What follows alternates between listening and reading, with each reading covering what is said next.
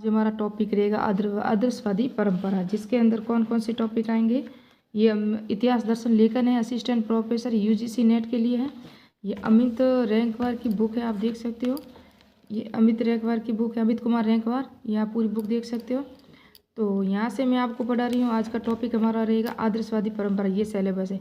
यहाँ से ये आज मैं एक ही वीडियो में शायद पूरा करने की कोशिश करूँगी, क्योंकि वीडियो बड़ा हो जाएगा और एग्ज़ाम में नज़दीक आ रहा है। और परिकल्पनावादी इतिहास दर्शन है ना, विको, हर्डर, हिंगल, मार्क्स, स्पेंगलर, टाइन, अभी सब पढ़ा लिया। लास्ट में हमारा द्वंद्वात्मक भौतिकवाद जो था ना, मार्क्स से था।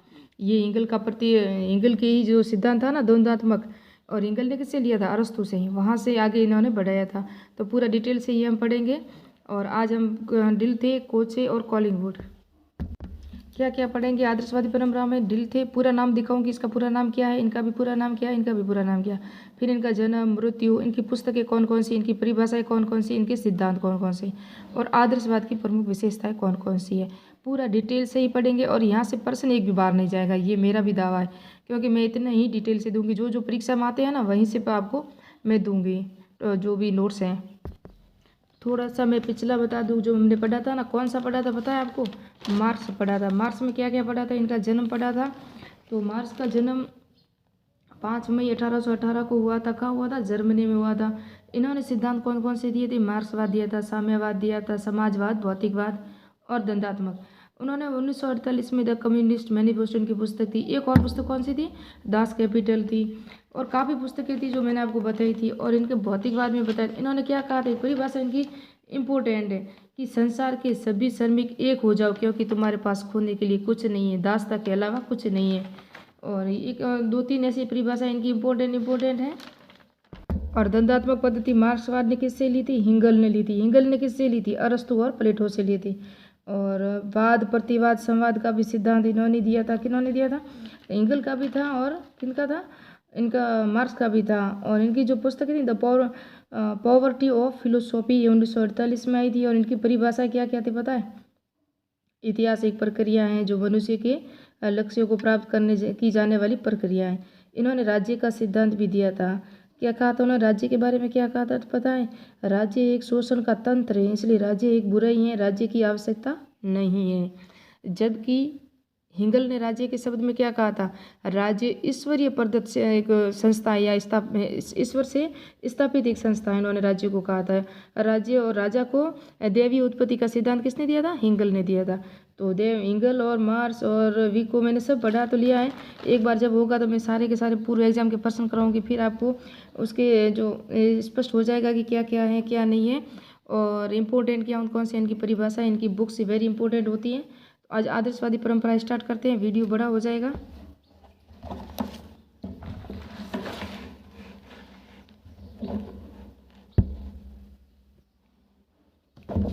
क्लियर है वीडियो।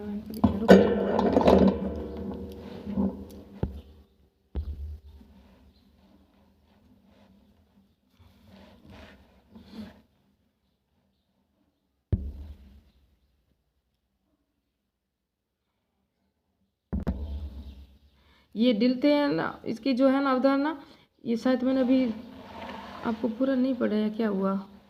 क्या छूट गया पूरा? तो वापस स्टार्ट से मैं थोड़ा सा कर लूँ, मुझे शायद कन्फ्यूजन हो रहा है कि पीछे सब छूट गया है। आदर्शवादी परंपरा विल्हेम डिल्थे की थी। और इनका जन्म 19 नवंबर 1833 को ब्रिटिश हुआ था, पास नसाउ में, यानी कि विस्बाडेन में हुआ था। और 1 अक्टूबर 1911 को ऑस्ट्रिया हंगरी में इनकी मृत्यु हुई थी। 77 वर्ष की आयु के थे। आदर्शवादी परंपरा के समर्थक थे, डिल थे। इनके ऊपर राके और हिंगल का प्रभाव था। जिस तरह मैंने बताया कि मार्क्स पर भी हिंगल का प्रभाव था। द्वंद्वात्मक पद्धति जो हिंगल की थी वो मार्क्स ने ली थी, और हिंगल ने इससे ली थी प्लेटो और अरस्तु से ली थी। और द्वंद्वात्मक पद्धति के जो विचार थे, वाद, प्रतिवाद और संवाद था। लास्ट में संवाद होता है, यानी कि सब समस्या का कुछ भी हल हो जाता है। अरस्तु और प्लेटो ने भी आदर्शवाद की से बात की थी। तो अरस्तु प्लेटो ने आदर्शवाद की भी बात की थी, और वहाँ द्वंद्वात्मक पद्धति भी मैंने कहा था। और मन मस्तिष्क से भी थी। हमें साइकोलॉजी में भी हम पढ़ते हैं ना, तो मन मस्तिष्क का सिद्धांत किसने दिया था, और जो मन का सिद्धांत किसने दिया, आत्मा का सिद्धांत किसने दिया, इस तरह वहाँ भी आते हैं ये दार्शनिक थे। विलियम डिल्थे की पुस्तकें अब कौन कौन सी? The construction of historical world in human study इनकी पुस्तक है। Introduction to the science of mind ये भी इनकी पुस्तक है। अब माइंड भी अलग आएगा, काइंड भी अलग आएगा, इस तरह आप कन्फ्यूजन मत होना, सबको मिला के एक अलग अलग करके पढ़ोगे तो याद रह जाएगा। हार्मोनिटीज एंड स्टडी ऑफ हिस्ट्री ये इनकी प्रथम पुस्तक थी विल्हेम डिल्थे की। और the essence of A philosophy ये भी इन्हीं की पुस्तक थी। अब इनकी कुछ परिभाषाएं वो भी देख लेते हैं हम। मनुष्य को ऐतिहासिक प्राणी कहा, किन्होंने कहा था? मनुष्य को ऐतिहासिक प्राणी विल्हेम डिल्थे ने कहा था। इतिहास संपूर्ण मानव जाति का अध्ययन है। ऐतिहासिक तथ्यों का मूल्यांकन डिल्थे का बड़ा योगदान है। ये किसने कहा था? ये कॉलिंगवुड ने कहा था। अब कॉलिंगवुड भी इसी के अंदर आएंगे, क्रोचे भी इसी के अंदर आएंगे, और विलियम डिल्थे, तीनों ही आदर्शवादी परंपरा के विद्वान माने जाते हैं। जिस तरह हमने परंपरावादी या चिंतनशील अवधारणा जो पढ़ी थी उसके अंदर विको भी आया, हर्डर भी आया, हिगल भी आया, मार्क्स भी आया, स्पेंगलर भी आया, टाइनबी भी आया। अब टाइनबी की सभ्यता थी, स्पेंगलर की संस्कृति थी। इन्होंने अपनी अपनी अवधारणा को एक सिद्धांत के रूप में अपनी अवधारणा प्रस्तुत की थी, समाज के रूप में, राज्य के रूप में। और जैसे कि मार्क्स ने राज्य के रूप में की थी, इन्होंने वर्ग संघर्ष के रूप में की थी, किसने देवी उत्पत्ति के रूप में की थी। तो पूरा डिटेल से हमने पढ़ा भी है और यहाँ भी पूरा डिटेल से पढ़ेंगे। मूल्य का जन्मदाता मानव है, तो यहाँ डिल्थे ने भी कहा मूल्य का जन्मदाता कौन है? मानव है। यानी कि बीच में मानव है और सारे जितने भी कार्य होंगे वो मानव के लिए ही, मानव से ही रिलेटेड होंगे। इन्हीं मूल्यों पर इतिहास खड़ा है, ये भी डिल्थे का कथन है। और डिल्थे की एक इम्पोर्टेंट है, ये परीक्षा में आया हुआ, इतिहास संपूर्ण मानव जाति का अध्ययन है। ये पीछे रह गया था ना, इसलिए मैंने इम्पोर्टेंट वापस लिखा है। और इतिहास में शाश्वतता है जिसे पहचाना इतिहासकार का कार्य है। इतिहास में शाश्वतता है और उसे पहचानने के लिए कौन है? इतिहासकार का ही कार्य होगा। तो इतिहास में शाश्वत है जिसे पहचाना इतिहासकार का, ये वहाँ भी लिख दिया, वहाँ भी लिख दिया, कन्फ्यूजन हो गई थी मैं तो। और मानव जीवन अर्थपूर्ण है, ये भी इन्हीं का है, डिल्थे का। मानव जीवन अर्थपूर्ण है, इतिहास संपूर्ण मानव जाति का अध्ययन है, इतिहास में शाश्वतता है, मानव मूल्य का जो भी कार्य है वो मानव मूल्य बताया ना, इतिहास करा है मानव मूल्य पे भी, तो मूल्य की भी अवधारणा ये करता है, मानव जाति की भी करता है, शाश्वत भी करता है, जीवन को अर्थपूर्ण भी बताता है। कौन बनाता है? डिल्थे बताता है। आत्मनिर्भर है, उसे किसी ब्रह्मा शक्ति यानी कि भाग्य और विश्वात्मा की आवश्यकता नहीं है। उन्हें कहा किसी बाह्य शक्ति की आवश्यकता नहीं होती है, वो खुद जीवन अपना अर्थपूर्ण है। बाह्य शक्ति पे उसे यानी कि विश्वास या उस पर खड़ा नहीं रहना चाहिए। परिभाषा क्या थी? मानव समस्त मानवीय अध्ययन का स्रोत है। इतिहास है ना, वो समस्त मानवीय अध्ययन का स्रोत है, यानी कि इतिहास मानवीय अध्ययन का स्रोत है, ये डिल्थे ने कहा था। तो मानवीय अध्ययन का वो तो वही होगा जहाँ पहले मानव रहता था, पहले मानव के सामाजिक, सांस्कृतिक, रीति रिवाज, परंपराएं, समाज, सामूहिक जितने भी थे ना वो मानव से संबंधित थे। रहन सहन, खान पान, आर्थिक, राजनीति जितने भी थे। तो ये इतिहास है ना समस्त मानवीय अध्ययन का स्रोत है, क्योंकि लोगों ने एक दूसरे को देख के ही तो लिखा है सब कुछ, और उन्होंने खुद ने लिखा है। तो संपूर्ण इतिहास मन की अभिव्यक्ति है, ये भी डिल्थे ने कहा है। आदर्शवाद, अब आदर्शवाद की प्रमुख कुछ विशेषताएं देख लेते हैं। इसमें विचार महत्वपूर्ण है, आदर्शवाद में विचार महत्वपूर्ण माना है, और मानव चेतना की महत्वपूर्ण भूमिका है। इसमें मानव चेतना की महत्वपूर्ण भूमिका है। अब चेतना का विज्ञान भी कहा था, आपको पता है किसने कहा था? विलियम वुड ने कहा था चेतना का विज्ञान, जब साइकोलॉजी हमने पढ़ा था। तो मानव चेतना का महत्वपूर्ण भूमिका है। ये वर्तमान में परिवेश में अतीत का अध्ययन करते हैं, ये वर्तमान परिवेश में अतीत का अध्ययन, यानी कि आज जो चल रहा है ना वो पुराने जो भी रीति रिवाज परंपराएं थी, या समाज था, या राजनीतिक थी, या संस्कृति थी, या सभ्यता थी, या जीवन काल जो भी था उससे जोड़ के वर्तमान का अध्ययन करते हैं। तो ये क्या है? यानी कि उन्होंने कहा कि ये विचार है, क्योंकि एक दूसरे को जोड़ के ही तो लिखते हैं या समझते हैं। इतिहास में सामान्य व विशेष का महत्व होता है, मूर्त और अमूर्त का महत्व होता है, इसलिए इतिहास समसामयिक बन जाता है। मूर्त और अमूर्त का भी होता है, जो देख के लिखते हैं, कुछ अमूर्त है, अदेख के कुछ नहीं देखना, उसको ऐसे ही लिख देना, मन से लिख देना, विचार से लिखना, दोनों है। देख कर भी लिखते हैं इतिहासकार, कुछ घटनाओं का विश्लेषण करके भी लिखते हैं। तो इतिहास सामान्य व विशेष का महत्व होता है। इतिहास की प्रकृति पर दार्शनिक दृष्टि से विचार किया जाता है। इतिहास की जो प्रकृति होती है ना वो दार्शनिक दृष्टि से विचार किया जाता है। विल्हेम जर्मन विश्वविद्यालय के दर्शन शास्त्री अध्यापक थे। विल्हेम कहाँ थे? जर्मनी के विश्वविद्यालय के दर्शन शास्त्री अध्यापक थे विल्हेम। और इतिहास की व्याख्या विश्व के दार्शनिक व्याख्या है। इतिहास की व्याख्या है ना, और विश्व की दार्शनिक व्याख्या है। किसी विशेष दर्शन का अनुसरण किए बिना किसी जीवन इतिहास की व्याख्या नहीं हो सकती, यानी विचार व व्याख्या पर आधारित है। विचार भी करेंगे तो व्याख्या होगी, तो विचार और व्याख्या पे आधारित है इतिहास, है ना। ये किसका मानना है? ये डिल्थे का मानना है। आदर्शवादी परंपरा का मानना है। इन निष्ठ है या ये वस्तुनिष्ठ नहीं है। ये व्यक्ति है ना, ये है ना, ये मुझे इन नहीं लिखना था, यहाँ लिखना था यह व्यक्तिनिष्ठ है, यह वस्तुनिष्ठ नहीं है। वस्तुनिष्ठ क्या चीज़ होती है? वस्तुनिष्ठ वो होती है जिसके अंदर परफेक्ट होता है। हाँ, जैसे कि हमारे यहाँ एग्जाम में प्रश्न भी आते हैं वस्तुनिष्ठ, ABCD 4 ऑप्शन भी होते हैं, उसके अंदर एक ही आंसर होगा। जैसे कि भारत की राजधानी दिल्ली है तो दिल्ली, आप उसके अंदर कोई कन्फर्म नहीं कर सकते, उसके अंदर कुछ तोड़ फोड़ भी नहीं कर सकते। इसलिए इन्होंने कहा ये व्यक्तिनिष्ठ है, क्योंकि व्यक्ति के विचारों मन से लिखता है। वो कभी कहीं कुछ और जोड़ देता है, कभी कुछ कहीं और जोड़ देता है, किसी को दे के कुछ व्याख्या कर देते, कल्पना की शक्ति में भी हो सकता है, लेकिन वस्तुनिष्ठ नहीं है। क्या आदर्शवाद? प्रत्येक इतिहासकार अपने युग की विचारधारा से प्रभावित हैं, अपने अपने युग की विचारधारा से सब प्रभावित होंगे। धार्मिक, आर्थिक, राजनीतिक, सामाजिक, सच सबसे होते हैं। आज के जीवन में हम देखते हैं तो हम अपने युग से विचारधारा से प्रभावित हैं। आज का नवीन युग है, टेक्नोलॉजी युग है, साइंसेटिक युग है, लेकिन पहले ऐसा नहीं था। पहले तो हमको पता है कहाँ साधन परिवहन वगैरह भी कुछ नहीं थे, ऐसी टेक्नोलॉजी भी नहीं थी। देखो आज हम आपके सामने रूबरू होकर बात कर रहे हैं, तो ऐसे कहाँ होता था? पहले तो न टेलीफोन था न कुछ था। तो ये इसी तरह इंगित करता है कि अपने युग की विचारधारा से प्रभावित होता है। डीन एज के अनुसार, डीन एज ने लिखा था, सर्वशक्तिमान ईश्वर से भी ज्यादा शक्ति इतिहासकार के हाथों में है।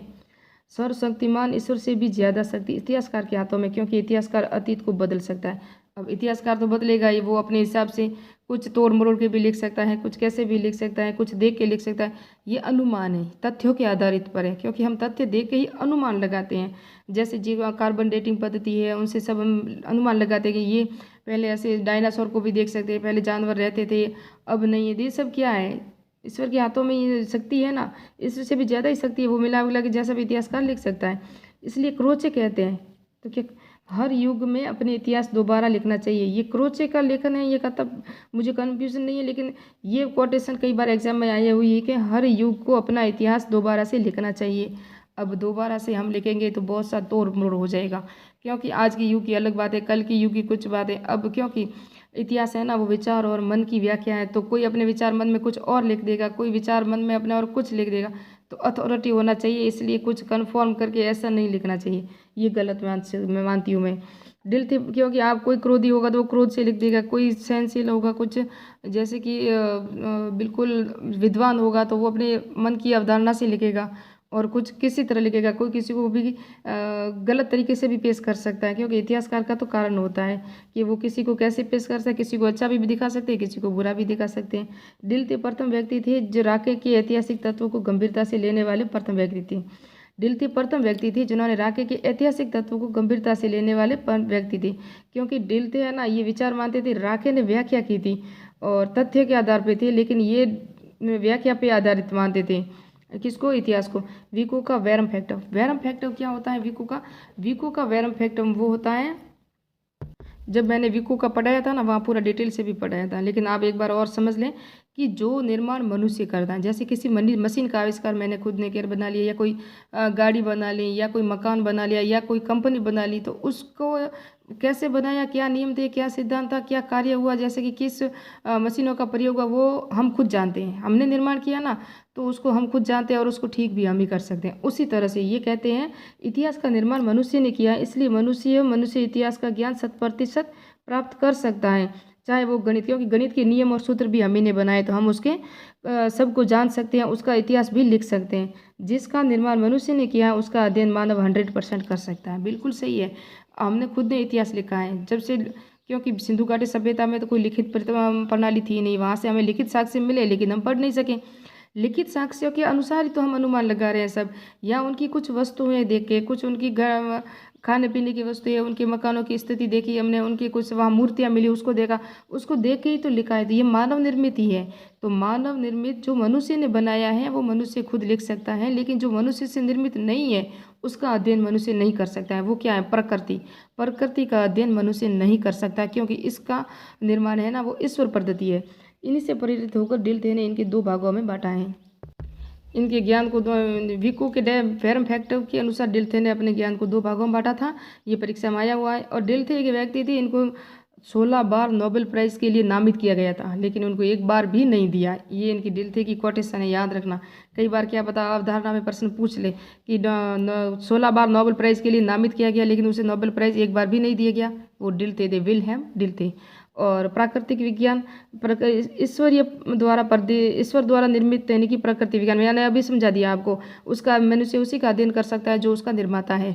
मानव द्वारा निर्मित सार्वजनिक कार्यों में रुचि, यानी सार्वजनिक कार्य, सामाजिक कार्य जो भी है, जैसे मशीनीकरण है, चाहे कंपनी बनाना है, चाहे मकान बनाना, सड़क, रोड, हर हॉस्पिटल वगैरह में, इससे इसी उदाहरणों से हम समझ सकते हैं। तो हमें सब पता चल जाता है कि हमने लिखा है तो हमें पता है इसके अंदर कमी क्या है। लेकिन ईश्वर प्रदत्त के सामने जो ईश्वर ने बनाई है प्रकृति, पहाड़ों वगैरह का, उसको हम कुछ भी नहीं लिख सकते, कुछ नहीं कह सकते क्या हुआ था क्या नहीं। हाँ, अनुमान तथ्यों के आधार पर लगा सकते हैं। डिल्थे इस प्रकृति की तुलना से मानव निर्मित चीज़ों का ज्ञान अधिक स्पष्ट तरीके से प्राप्त कर सकते हैं। और डिल्थे मानव के व्यक्तिगत कार्यों के स्थान पर सार्वजनिक कार्यों में ज़्यादा रुचि लेते थे। ये व्यक्तिगत कार्यों में रुचि नहीं लेते थे, ये सामाजिक कार्य, यानी कि सार्वजनिक रूप से ये प्रचलित है, यानी सार्वजनिक रूप से जो भी कार्य होता था वही इनको रुचि थी इनकी। और इतिहास मानव का प्रामाणिक ज्ञान प्राप्त करने का एकमात्र स्रोत है। प्रामाणिक ज्ञान भी प्राप्त कर सकते हैं हम, क्योंकि तथ्य और घटनाओं के आधार पर भी देख सकते हैं, और वर्तमान में चल रहे उसके अनुसार तो हम प्रामाणिक ज्ञान प्राप्त कर सकते हैं, क्योंकि आजकल तो हम देख रहे हैं ना, उससे लिख सकते हैं। मनुष्य अपने जीवन की घटनाएं, सामाजिक जीवन, संस्कृति, मूल्य आदि का भी अध्ययन करता है। तो इतिहास तो वही है जिसके अंदर घटनाएं हैं, सामाजिक मूल्य है, समाज है, जीवन है, संस्कृति है, उन सब के जो लिखते हैं ना, वही तो इतिहास है। क्या हमने नहीं देखा, इतिहास को भी हमने कई भागों में बांटा था, जैसे कि प्राचीन इतिहास, आधुनिक इतिहास, मध्यकालीन इतिहास। तो ये क्या है, ये सब व्यक्तियों का इतिहास ही तो पढ़ते हैं हम। प्राचीन इतिहास में हम सभ्यताएं पढ़ते हैं, और कुछ मौर्य काल पढ़ते हैं, गुप्त काल पढ़ते हैं, जैन धर्म पढ़ते हैं, बौद्ध धर्म पढ़ते हैं, जनपद वगैरह जितने भी, हर्षवर्धन कालीन भी पढ़ते हैं, गुजर प्रत्यार भी पढ़ते हैं। उसके बाद मध्यकाल में दिल्ली सल्तनत पढ़ते हैं, और मुगल काल पढ़ते हैं। उसके बाद हम आधुनिक काल में क्या पढ़ते हैं, वही पढ़ते हैं 1857 की क्रांति पढ़ते हैं, और जितने भी हुए थे, प्लासी का युद्ध, बक्सर का युद्ध, राष्ट्रीय आंदोलन है ना, जितने भी अधिनियम हुए, पिट्स इंडिया एक्ट वगैरह, ये सब आधुनिक भारत में पढ़ते हैं ना, तो ये इतिहास ही है। इसी तरह से इन्होंने कहा है, आत्म प्रकाशनीय वस्तु के अर्थ के रूप में जीवन का अर्थ, जीवन अपने आप में ही अर्थपूर्ण है, इसका कोई बाहरी अर्थ नहीं। जीवन अपने आप में ही अर्थपूर्ण है, हम सब जो कुछ करते हैं वही होगा, कोई भगवान की दृष्टि या अंधमान ईश्वरीय प्रदत्त कुछ नहीं मान सकते हमने अपने जीवन का। ये डिल्थे का कथन है। अतीत पर वर्तमान युग का निर्माण होता है। अर्थ ये भी मैंने समझा दिया, वर्तमान अर्थपूर्ण ढंग से अपने भीतर अतीत को समेटे हुए।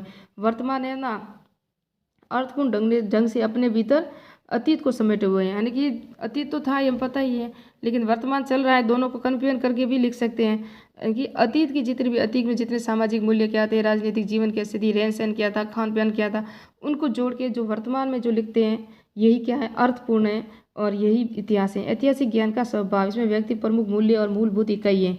ऐतिहासिक ज्ञान का स्वभाव है, उसके अंदर व्यक्ति ही, एक व्यक्ति को ही मानकर उन्होंने लिखा है।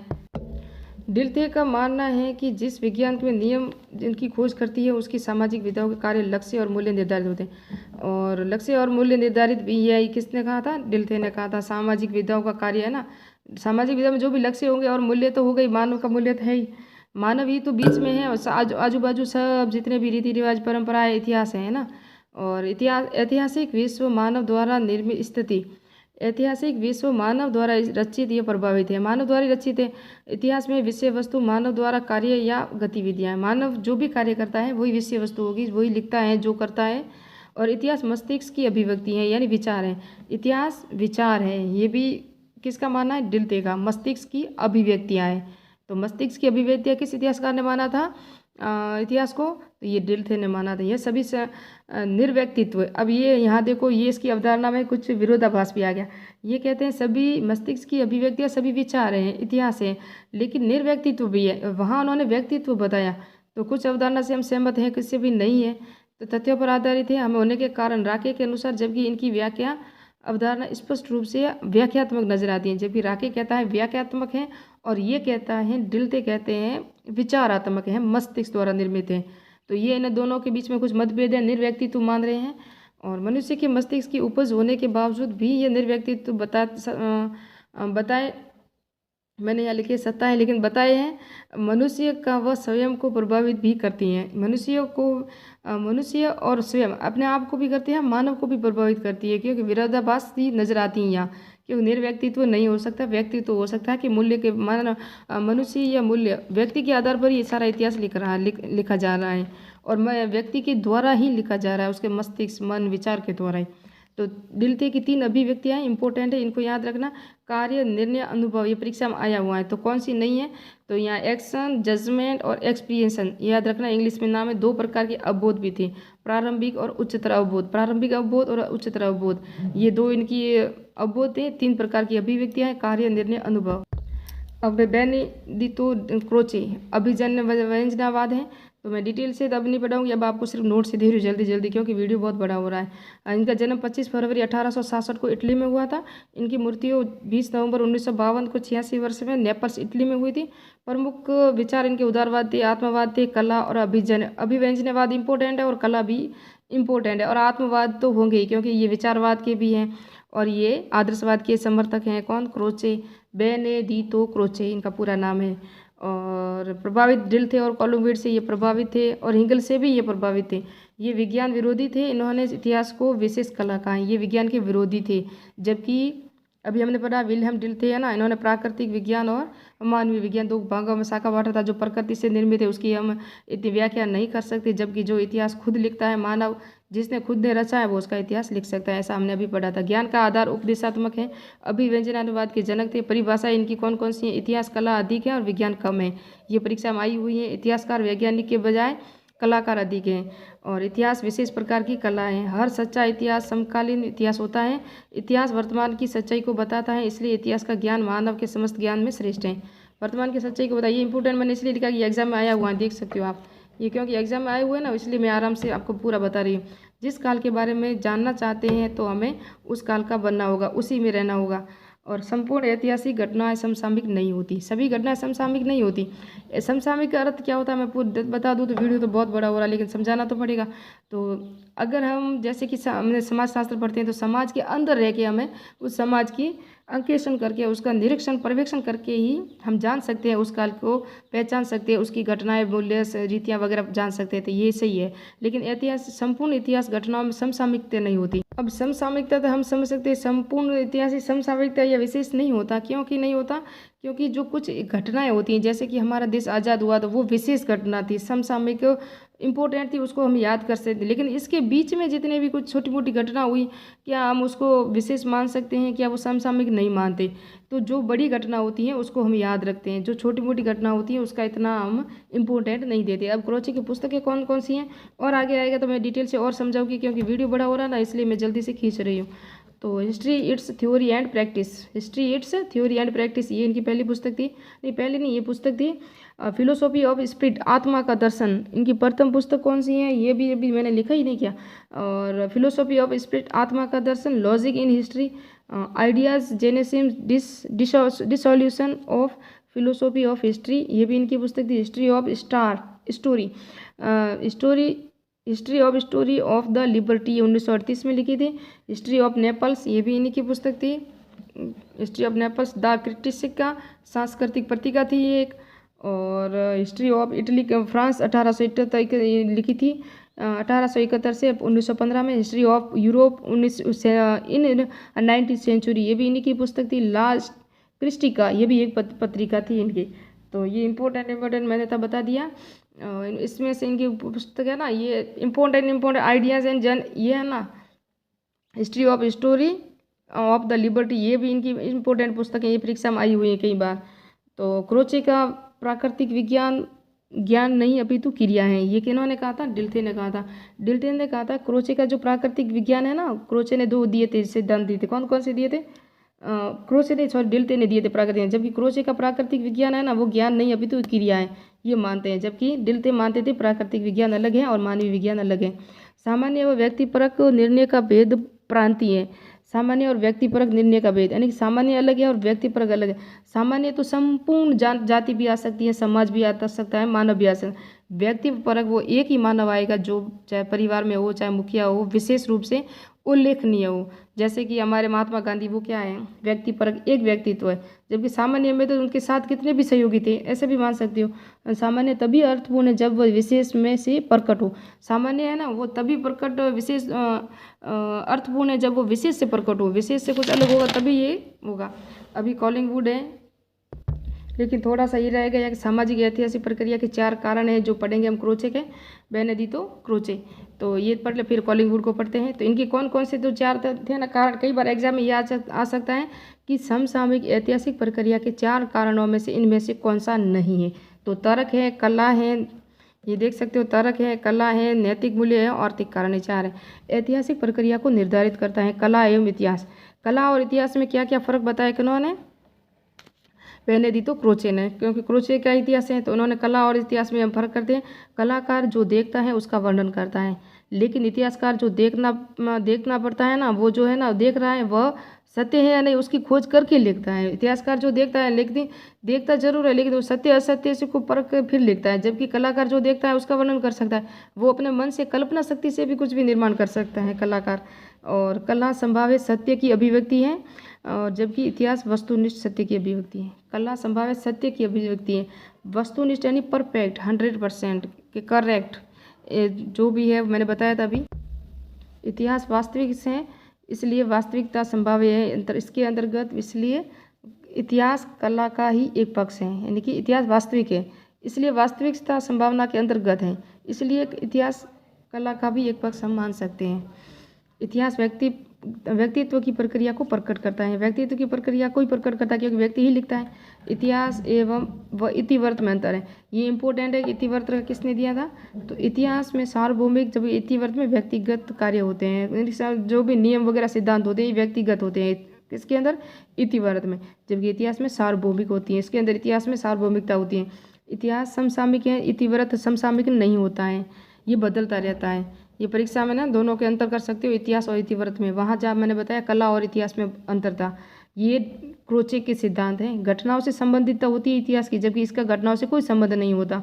इसमें तार्किकता होती है, स्पष्टता होती है, जबकि इसमें समय का क्रम होता है, जो पहले समय क्या था, आज क्या है, आने वाले समय में क्या टाइम होगा, जो घड़ी के अनुसार जो चलता है। और ये तार्किकता का है, इसके अंदर तार्किक समय का क्रम होता है। इतिहास पहले होता था, इतिवृत्त बाद में होता है। इतिहास पहले होता है और इसके बाद इतिवृत्त, यानी कि बाद में हम लिखते हैं जो भी घटनाएं होती हैं। और ये जीवंत है और इतिहास मृत है। मृत नव्य जो है ना, इतिवृत्त है ना, ये मृत है क्योंकि इसको ये जीवित अवस्था में जो रहता है उसको सुन के देख के ही हम लिखते हैं, और ये मृत यानी इसको बाद में लिखा जाता है इतिवृत्त। मैंने कहा आज वीडियो चाहे बड़ा हो जाए लेकिन तीनों इतिहासकार को पूरा करूंगी, क्योंकि बाद में उसके अब इम्पोर्टेंट इन्हीं इसी टॉपिक के पर्सन भी मुझे करने हैं और फिर आगे उत्तर आधुनिकवाद के भी पढ़ना है। इसलिए आदर्शवादी, अब ये रॉबिन जॉर्ज कॉलिंगवुड इनका पूरा नाम है। जन्म 22 फरवरी 1889 को क्यूम्ब्रिया इंग्लैंड में हुआ था। मृत्यु 9 जनवरी 1943 को लंकाशायर कॉसिस्टन इंग्लैंड में हुआ था। 53 वर्ष की आयु में हुई थी। सिद्धांत इनका था कला का सिद्धांत, इतिहास का विचार, ये इनके कुछ सिद्धांत है। प्रमुख रुचियाँ तत्वमीमांसा, इतिहास दर्शन, सौंदर्य शास्त्र, उल्लेखनीय विचार, ऐतिहासिकवाद, कल्पना, अंग्रेजी शब्द हिस्टोरियज्म को गणना नहीं। और इनके प्रभाव था क्रोचे, इंगेल और कांट का इस पर प्रभाव था। ऑक्सफोर्ड विश्वविद्यालय में ये सीख सकते हैं। कौन थे? कॉलिंगवुड थे ऑक्सफोर्ड में। जर्मनी में कौन थे? डिल्टे थे। और यार इसका पूरा मैं शॉर्ट में लिख दिया, आरजे कॉलिंगवुड इतिहास को एक स्वायत्त अनुशासन के रूप में मानते हैं, स्वायत्त अनुशासन के रूप में। इनकी पुस्तकें देखते हैं। फिलोसॉफी ऑफ हिस्ट्री 1930 में इनके पत्र थे। इतिहास में सापेक्षवाद की व्याख्या की थी इन्होंने। और आइडियाज़ ऑफ हिस्ट्री 1945 में छात्र द्वारा मृत्यु। इनकी जो आइडियाज़ ऑफ हिस्ट्री है ना, इंपॉर्टेंट है, और इनकी मृत्यु हो गई थी। उनकी मृत्यु के बाद ये छापी थी एक छात्र के द्वारा, उनकी मृत्यु के बाद ये पुस्तक इनकी छपी थी। रिलीजन एंड फिलोसॉफी 1916 में थी।